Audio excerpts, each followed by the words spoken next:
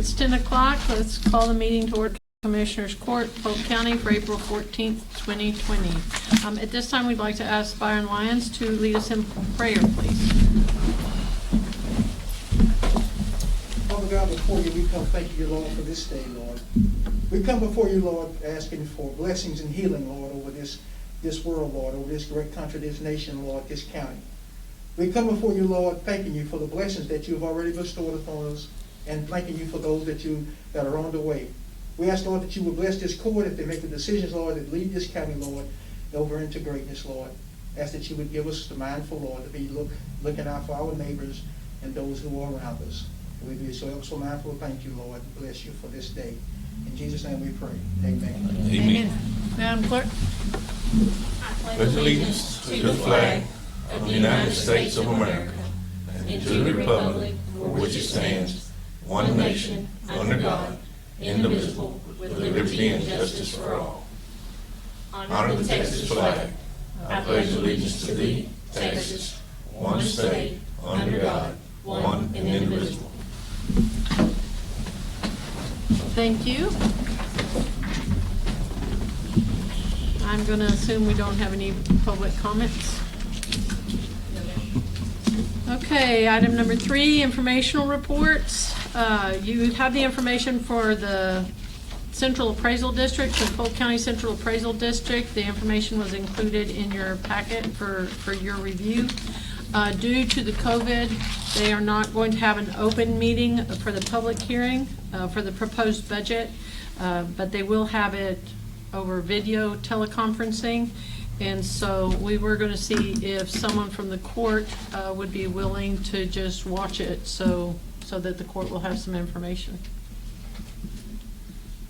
Shalana's not a court member, mister. You can't volunteer her. Well, I volunteer one of y'all because y'all volunteered me for a bunch of stuff last time. And I'm here to protect And myself. I'm second on the volunteer list of getting everything, so. Well, I'll make a Bob, motion, we do Mr. Vincent watch Sure. it for us. Let Bob, let's get there you Bob go, to- Bob. Okay, thank Way to you. step Now, up, Bob. I've got a question on this deal, though. Yes, sir. It says that they have a $51,800 increase. Yes, sir. And it says, so that's going to make ours increase $37,000. That is How correct. is that possible? Yeah, Because Because we're not over half of the taxing entity. So there's no way possible we should pay that much money. Our increase Okay, so should be then we that need much. to question that. Yes, ma'am. yeah, The Livingston School District is a larger tax-paying entity than we are. And then you add all the others to that. Yes, sir. They're way more than half, and that's way more than half of that Of that 51,000. amount. Okay, well, we will send them a question, and then Commissioner Willis can ask them when it gets televised. Yeah.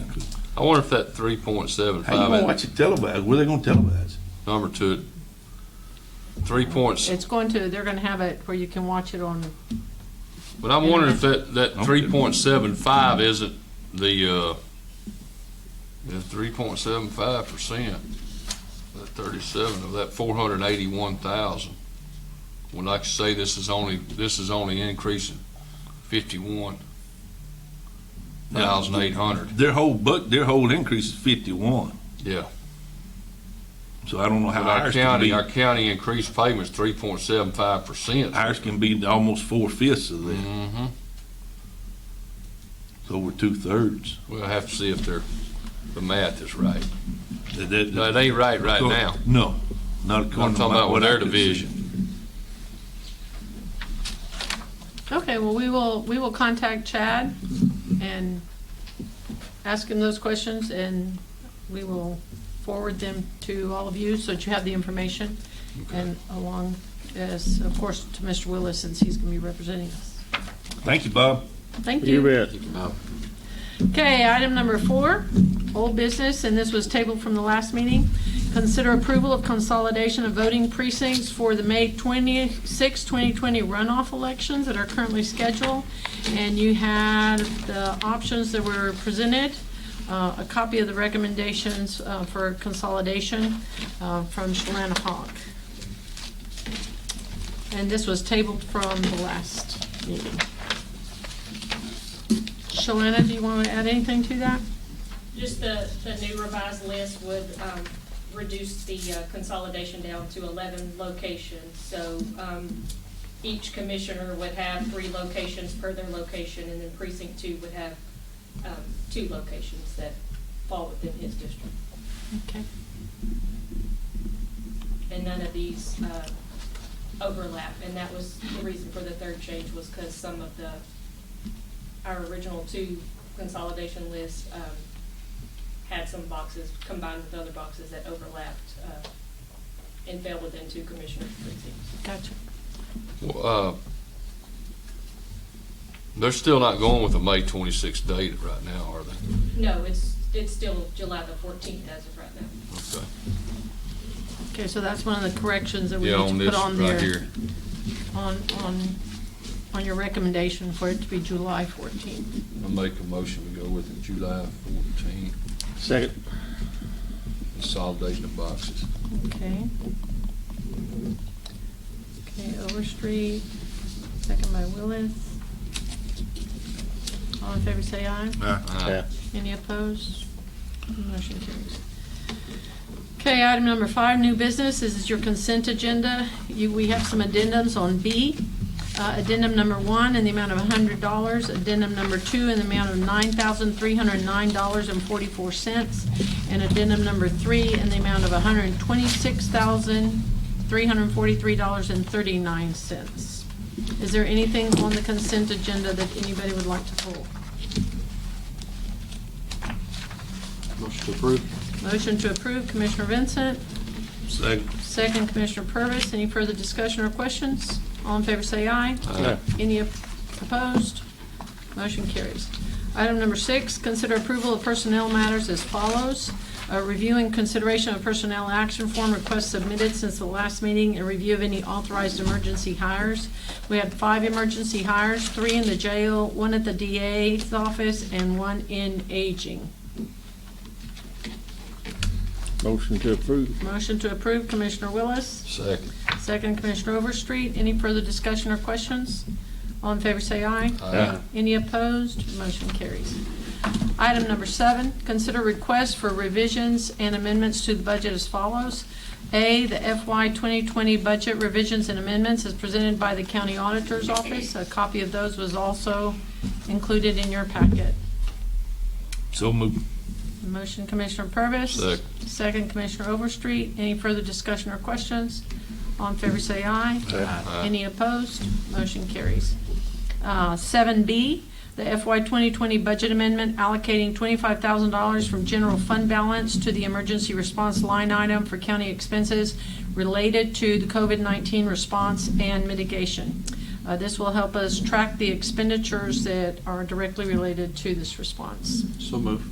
Second. Oops, Commissioner Vincent, Commissioner Willis. Any further discussion or questions? All in favor say aye. Aye. Any opposed? Motion carries. Item number 8, consider any and all necessary action regarding bid number 2020-17, new wheel loader with optional trade-ins for Road and Bridge Precinct 4 to be funded by Precinct 4 fund balance. Commissioner Overstreet, this is your motion. Yeah, I'm going with Doggett Machinery Services out of Lufkin. I had 2 trades. Commissioner Purvis is going to take the first trade, reimburse me $20,000 even money for that trade. So that would leave a balance of $156,500. Okay. And there is a warranty on there, but I will pay for that out of some of my other Of other funds? Okay. funds. For one 544L John Deere loader and bucket attachments and forks. So does that come as a motion? Yes, ma'am. I need a second. Second. Commissioner Purvis, any further discussion or questions? All in favor say aye. Aye. Any opposed? Motion carries. Okay, item number 9, consider approval of order extending the declaration of disaster issued by Polk County Judge Sidney Murphy on March 16th, 2020, relating to the public health emergency. We talked about it both ways. We talked about extending it just to where it would meet the current stay-at-home order, just because that's confusing to everybody to have 2 different orders going on. But then if we did that, then that wouldn't be a very long extension, and we still know that we're gonna still have to deal with some disaster portions, that won't necessarily be the stay-at-home order. So we wanna go ahead and extend the disaster declaration for 30 days. Because even if the governor does step forward and say that, hey, we're gonna stop the stay-at-home order, that doesn't mean that we won't still be dealing with the COVID-19 response. So everyone okay with extending So it 30 doesn't have days? anything to do with the stay at home? The stay-at-home for now is still in place, but it's only in place till the end of April. Then the governor makes it. Then the governor is gonna kind of give us some guidance, and then we will, we don't want to do something contradictory to what the governor is saying, right? And so then once we get some guidance on the stay-at-home, right, then we will modify that as we see is necessary, right, for our community. But the disaster declaration, we can extend that for 30 days, because we're still gonna have to deal with it even after the stay-at-home is eliminated. Yeah, we're, basically what we're gonna do is follow state guidelines. Yeah, we have to. Yeah, I understand that, but we're not gonna implement our own county rules. It's whatever the governor says, and I think his plan is progressing each day now on what he's bringing out. He's not gonna throw it out all at one time, is what I understand. Kinda. Well, he's supposed to present a plan to roll out. He hasn't really done anything Yeah. other than we do have a lot of monies that have been provided through the Small Business Administration, through grants and loans and all that kind of stuff. But the state is supposed to provide a plan on how they want to roll out, the release of the stay-at-home order. But even after that's over, we're still going to have some things that we have to deal with in terms of the disaster. So that's two separate issues. I kind of feel like we're gonna be dealing with this until they come up with some kind of vaccine or some kind of, Oh, we are. No, we're there- as simple as that. Yeah, no, there's no doubt we are. So at this time, we would like to extend the 30-day disaster declaration. While we're on this code, can I ask Courtney a question? Absolutely. How many cases do we actually have in Polk County at the moment? We have 11 confirmed positive cases. Right? Okay, well, that's what I was hearing, but the email we get says 9, so. The new one yesterday said 11. Yeah. 11. When I looked at it yesterday before I left, I was at 9, The new one I got. on that dashboard Last thing or night- whatever. Okay, now you're looking on dashboard. We immediately update.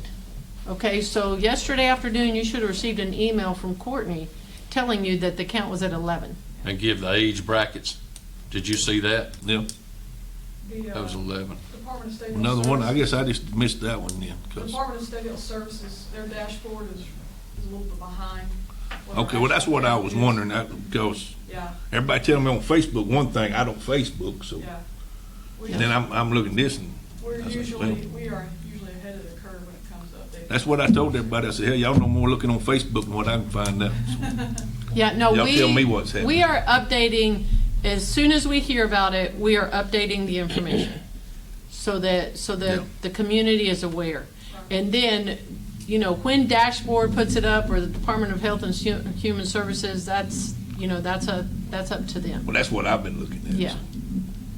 But they're gonna run slightly behind us, Okay. just because of timing. I'll make a motion, we'll extend this disaster declaration. Second.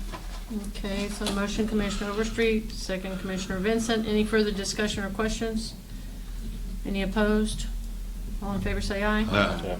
Thank you very much. One quick thing, let me back up to, I need to back up on one item also. okay, let me back up to the informational reports. One of the things is that we have had some of our employees that potentially were exposed. The COVID-19 test is completely covered by our insurance company. Okay, so nobody needs to go in saying, I don't have a way to pay for this, because the COVID-19 testing is completely covered by our Blue Cross Blue Shield. So just make sure there's no confusion about that.